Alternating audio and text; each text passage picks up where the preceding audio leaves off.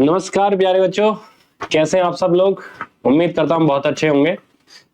CPO 2024 में ये question पूछा गया था जो आपकी स्क्रीन पे दिख रहा है ना, ये वाला क्वेश्चन है। सीपीओ 2024 में पूछा गया है और इजी क्वेश्चन है, ज्यादा टफ नहीं है। थोड़ा सा आपको विचार जरूर करना पड़ेगा इसके ऊपर, इतना आसान भी नहीं है, इसलिए तो मैंने आपको लिया है आपके सामने।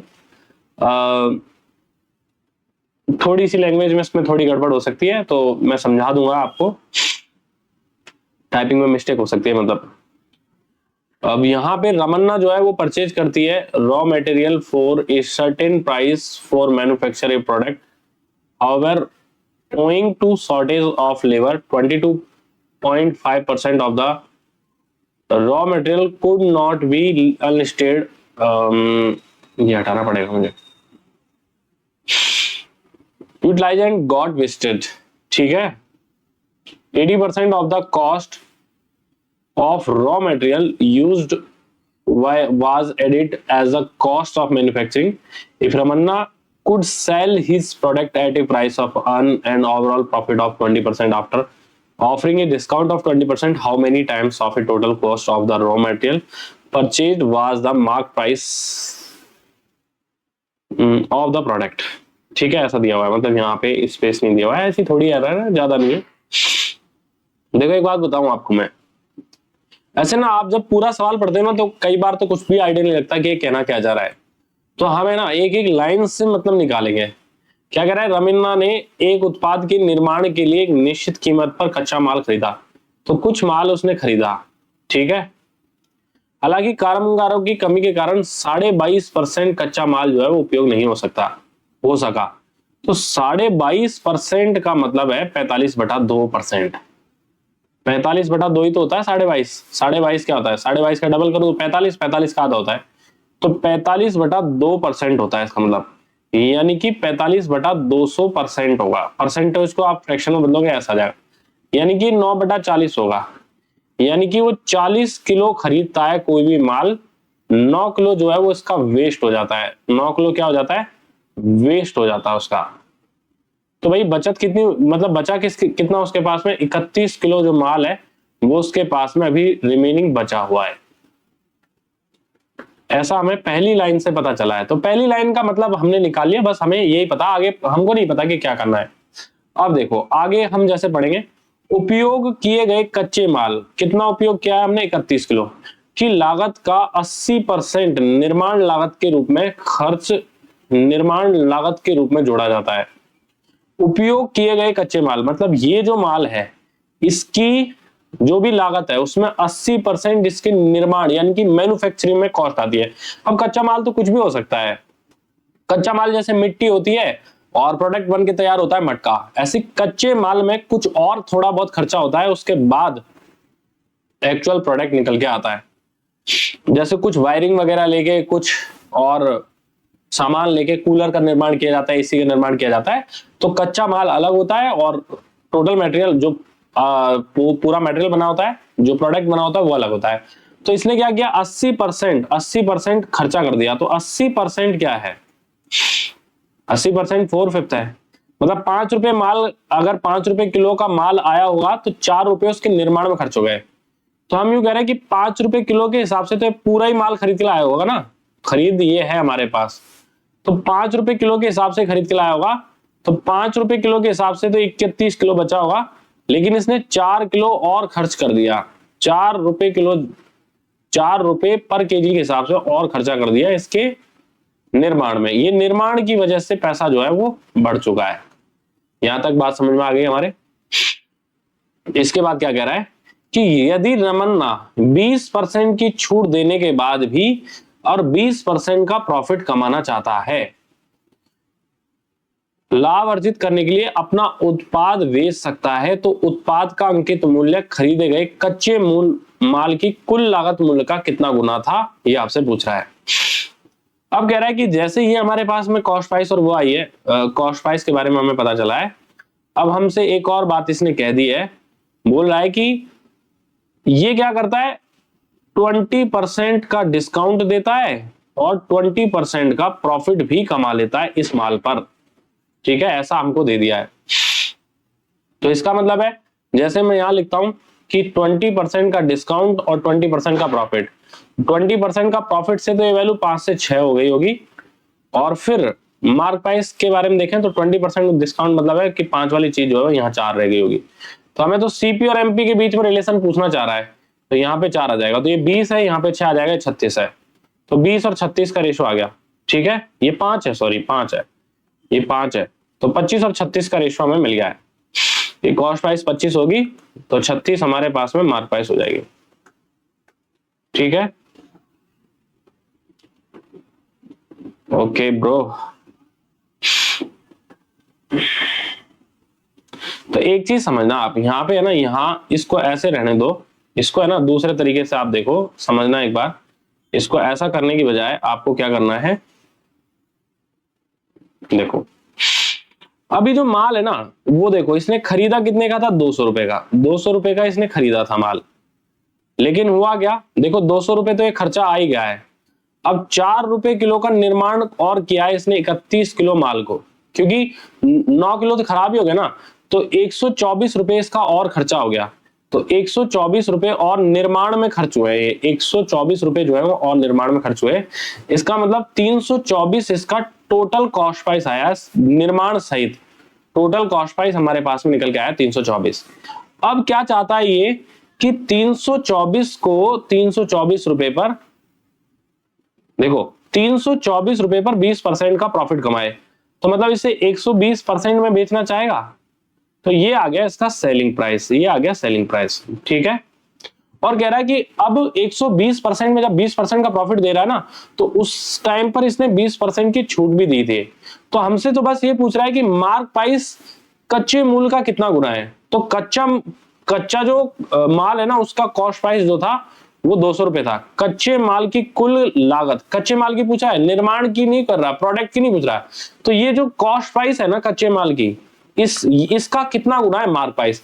तो यहां तो सेलिंग प्राइस आया, क्या मार्क प्राइस निकाल सकते हैं? हाँ बिल्कुल निकाल सकते हैं हम। कैसे निकाल सकते हैं कि यार मार्क प्राइस पे 20% का डिस्काउंट देके बेचा होगा, तो मतलब ये 4/5 में बेचा होगा, एक तरीके से 4/5 मार्क प्राइस के 4/5 में बेचा होगा। तो 4 की वैल्यू एसपी है, तो 5 की वैल्यू मार्क प्राइस को रिप्रेजेंट करेगी। तो मैं यहाँ पे है ना, अगर मैं इसमें 4 का भाग दे दूं, क्योंकि 4 की वैल्यू अगर एसपी है तो 5 की वैल्यू जो है वो एमपी को रिप्रेजेंट करेगी, ऐसा हम यहां से लिख सकते हैं। तो अब ये आ गया है एमपी। ठीक है, 4 की वैल्यू एसपी लिख दी थी, अब 5 की वैल्यू ये एमपी निकल के आ गया है। तो 200 रुपए की चीज खरीदी थी और मार्क प्राइस जो है वो इतना हो चुका है, तो ये कितना गुना हो चुका है ये आपसे पूछ रहा है। तो बेसिक बात ये है कि मैं यहां पे ये चीज लिख देता हूं,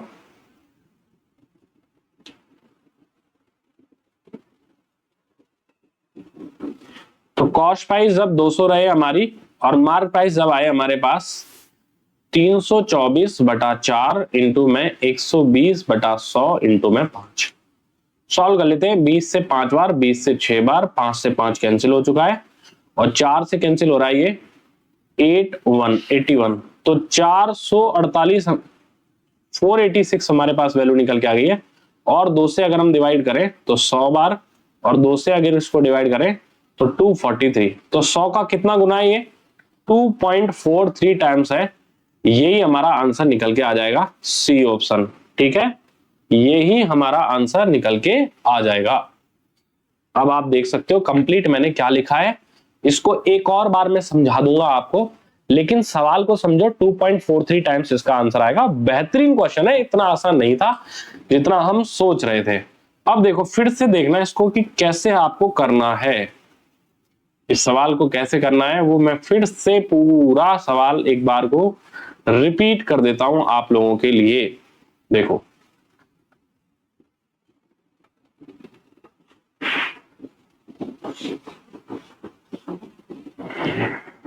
एक एक सवाल से ही क्या होता है कि लैंग्वेज समझ में आती है सवालों की। ठीक है, तो इसलिए जो बड़ा सवाल है ना उसमें आप खूब टाइम दो, समझने में टाइम दो, कोई समस्या नहीं है।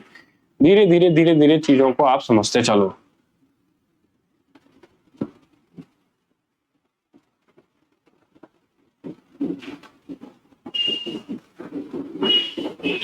एक क्वेश्चन दिया था मैंने इस चैनल पे,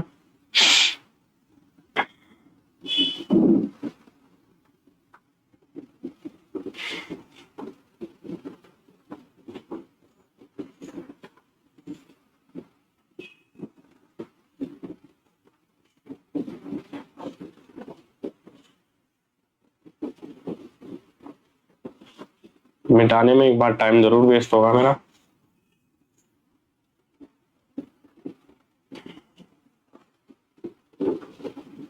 तो अब फिर से समझना, ठीक है, आप तो समझदार लोग हो। कह रहा है कि देखो, जैसे मान लो कि एक आदमी जो है ना, वो पतंग भी बेच सकता है ना, या खाना भी बेच सकता है, कुछ भी वो बेच रहा है, ठीक है। जैसे ये हमारे पास में रॉ मटेरियल उसने खरीद लिया, रॉ मटेरियल उसने खरीद लिया, और हमें नहीं पता कि कितना खरीदा था, लेकिन कह रहा है कि 22.5% जो है वो उसका कच्चे माल का उपयोग नहीं किया जा सका क्योंकि वह खराब हो गया था। तो 22.5% का मतलब मैंने लिख दिया था यहाँ पर 9/40, यानी कि 40 किलो माल अगर हमने खरीदा था तो 9 किलो जो माल है वो हमारा खराब हो गया। इसका मतलब हमारे पास में 31 किलो ही बचा था ठीक माल। ये बचा हुआ रॉ मटेरियल है, ठीक है।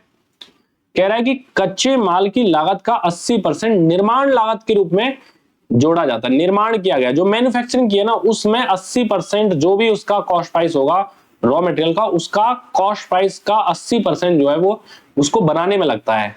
तो 80% का मतलब क्या है, 80% को हम लिखते हैं 4/5, यानी कि 5 रुपए की अगर कॉस्ट प्राइस होगी, 5 रुपए किलो अगर कॉस्ट प्राइस होगी, ये कॉस्ट प्राइस होगी, तो हम कह रहे हैं कि देखो यहां भी 5 रुपए किलो तो रहेगी क्योंकि वो रॉ मटेरियल इतना है, लेकिन इस पर क्या हुआ कि 4 रुपए किलो के हिसाब से और निर्माण में खर्चा हो गया, क्योंकि 9 किलो तो खराब हो गया, इस पर तो कोई खर्चा होगा ही नहीं।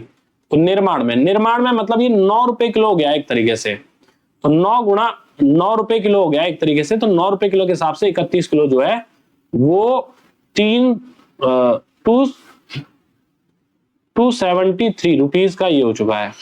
या फिर आप यूं कहोगे, देखो ऐसे नहीं, देखो 200 रुपए का तो ये खरीद हो गई, इसकी 200 रुपए की तो क्या हो गई, खरीद हो गई पूरे।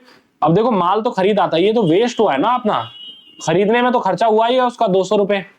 अब इस 31 किलो पर इसको 4 किलो और एक्स्ट्रा खर्चा करना पड़ा निर्माण की वजह से, मतलब 124 रुपए जो है वो निर्माण में एक्स्ट्रा खर्च हुए हैं।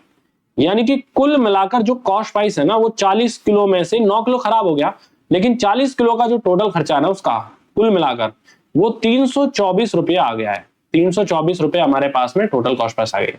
अब कह रहा है कि भाई मैं इसको है ना 20% प्रॉफिट पर बेचना चाहता हूं, 20% प्रॉफिट पर बेचना चाहता हूं और 20% की छूट भी देना चाहता हूं। चाहे तो आप यूं ले लो, अब सीपी और एमपी का जो रेशियो रहता है ना ऐसी स्थिति में, वो रहता है 100 minus discount percent ratio 100 plus profit percent. तो ये भी आप यूज में ले सकते हो। तो 100 माइनस प्रॉफिट परसेंट का मतलब है 100 माइनस डिस्काउंट परसेंट, तो 20% की छूट है, तो ये 80 की वैल्यू होगी, तो ये 20% का प्रॉफिट है तो 120 की। मतलब ये जो है वो 4:5 में सीपी और एमपी है, 4:5 में। तो 4 की वैल्यू हमें दे रखी है ये, तो मार्क प्राइस होगी वो 5 की वैल्यू होगी। तो 4 से देखो काटो 81 बार, तो 81 गुणा 5 करने पर हमारे पास 405 वैल्यू आ जाएगी ये, ठीक है।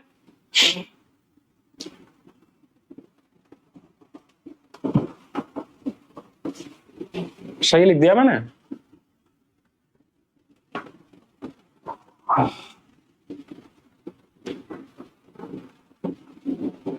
छह आ रही है ना यार, ये 4 से ये मैंने गड़बड़ काट दिया भाई, 4 और 5 थोड़ी ना आ रहा है ये 80 और 120 है, ना कि 100 और 80। ये देखो ये तो 80% रह गया था, ये 120% है, तो ये तो 40 से 3 बार और 40 से 2 बार है यार यहाँ पे, तो ये 2 और 3 आएगा है ना, तभी तो गड़बड़ हुआ था। तो ये 2 की वैल्यू हमारे पास में दी हुई है 162 गुना 162 टाइम्स, तो 3 की वैल्यू 162 टाइम्स करोगे तो 486 हमारे पास वैल्यू आ जाएगी मार्क प्राइस। अब देखो इसने पूछा क्या है, तो उत्पाद का अंकित मूल्य जो है वो खरीदे गए कच्चे माल की कुल लागत मूल्य का कितना गुना था। तो खरीदे गए कुल कच्चा माल 40 किलो था, उसकी लागत मूल्य 200 थी। अब ये 200 का कितना गुना है 486 आपसे पूछा गया है। तो 200 और 486 का आप रेशो लेंगे तो 100 बार ये, 2 से 100 बार ये और 2 से 243 टाइम्स ये, तो 2.43 टाइम्स आ जाएगा। ये क्वेश्चन का आंसर होगा। बेहतरीन सवाल है कि नहीं आप बताओ, ऐसे सवालों से क्या होता है, एक सवाल से ही हमारी नैया कई बार पार हो जाती है, तो ध्यान रखना है आपको। धन्यवाद।